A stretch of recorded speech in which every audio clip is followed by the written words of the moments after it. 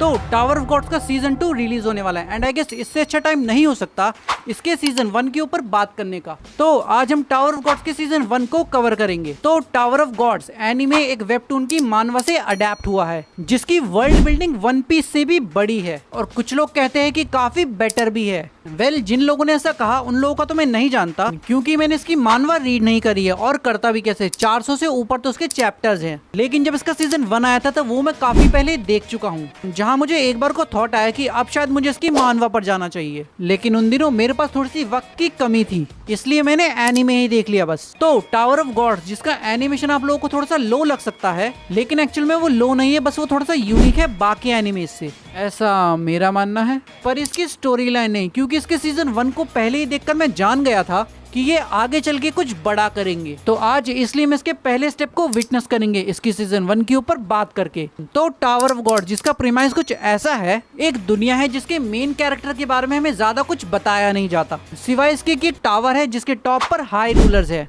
और अगर कोई टावर के टॉप पर पहुंचने में अगर कामयाब हो जाए तो टावर उसकी कोई भी एक विश पूरी करेगा और वो कुछ भी हो सकता है। कुछ भी से मेरा मतलब है कुछ भी, वो कोई भी विश हो सकती है, पावर हो सकती है, अमर रहने का वरदान हो सकता है या फिर टावर का राजा बनना या फिर वर्ल्ड डोमिनेशन, कुछ भी।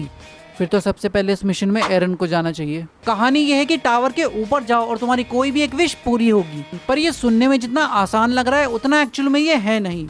400 से ऊपर चैप्टर्स ऐसे थोड़ी है मानवा में, क्योंकि टावर के सबसे ऊपर जाने के लिए बीच में काफी सारे फ्लोर्स हैं जिसको आप लोगों को पार करना होगा और उसके हर फ्लोर पे एक टास्क है और उस फ्लोर के टास्क को कंप्लीट करके सीधा नेक्स्ट फ्लोर पे जा सकते हो और हर फ्लोर पे पहले वाले फ्लोर से डिफिकल्टी लेवल काफी ज्यादा है। सो या it is like a video game, but यहीं पर एक ट्विस्ट है क्योंकि ये सब कुछ इतना आसान नहीं है, क्योंकि इन सारी डिफिकल्टीज के बावजूद टावर के सबसे टॉप पर जाने के लिए आप लोगों को सामना करना पड़ेगा मॉन्स्टर्स का, अपने दोस्तों का और पॉलिटिक्स एंड बिट्रेयल का। अब बिट्रेयल की बात अगर निकली है तो मिलते अपने स्टोरी के मेन कैरेक्टर से, बाम नहीं, ये वाला बाम नहीं, टावर ऑफ गॉड्स का बाम, जो टावर के अंडर सरफेस पर रहता था। अब ये अंडर सरफेस वाला क्या सीन है ये भी सीजन 1 में एक्सप्लेन नहीं हुआ, मे बी इसके सीजन 2 में हमको पता चले। तो बाम अपनी पूरी जिंदगी अंडर सरफेस पर रहता है तब तक जब तक उसको उसकी पसंदीदा औरत नहीं मिली, पता नहीं मुझे मेरी कब मिलेगी। और उससे मिलने के बाद वो लड़की उसे ऊपर की दुनिया के बारे में बताने लगती है और उसे बोलना, पढ़ना और लिखना जैसी चीजें सिखाने लगती है। बेसिकली मैडम बन रही है दूसरे वेबसाइट की। और उसी ने बाम को अपने सपने के बारे में और उस टावर के बारे में उसे बताया। रेचल नाम है वैसे लड़की का, एपिसोड 13 के बाद जहन में बैठ जाएगा ये तुम्हारे।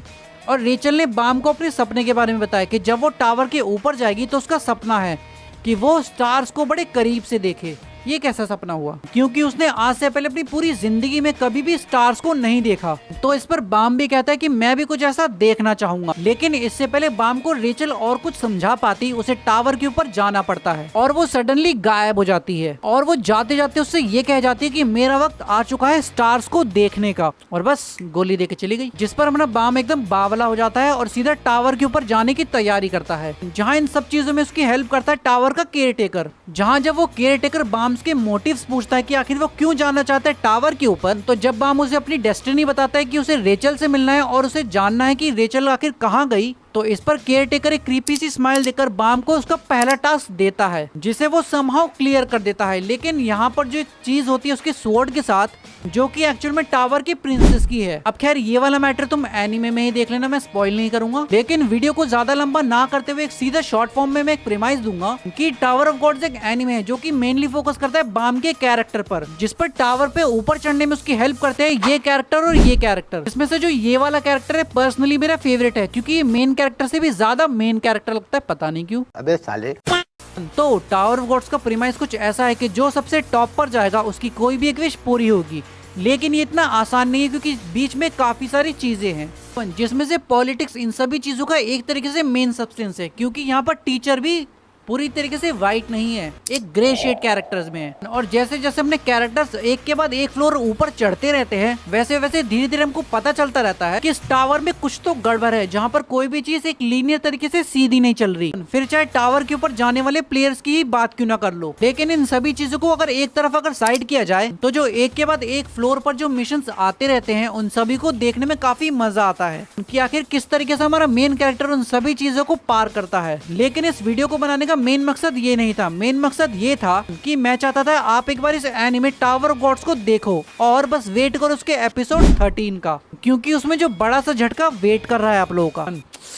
भाई साहब कईयों के दिल टूटने वाले हैं और काफी सारे आशिक उस चीज पर रिलेट मार लेंगे, कहीं आप भी तो उनमें से नहीं। तो अब अगर मैंने खैर इससे ज्यादा अगर कुछ कहा तो शायद मैं इसके एपिसोड 13 के स्पॉयलर्स बक दूंगा। तो शायद अब वक्त आ चुका है इस वीडियो को यहीं पर एंड करने का। तो टावर ऑफ गॉड्स को एक बार से जरूर से ट्राई देना, क्योंकि 7 जुलाई से इसका सीजन 2 स्टार्ट होने वाला है, जिसका काफी लोग बेसब्री से वेट कर रहे हैं, जिनमें से एक मैं भी हूँ। और एपिसोड 13 के बाद अब लोग रेचल को तो कभी माफ नहीं करोगे, अब तो गाली ही बक दूंगा मैं। सो दिस इज साहिल, मिलते हैं नेक्स्ट वीडियो में। सायोनारा।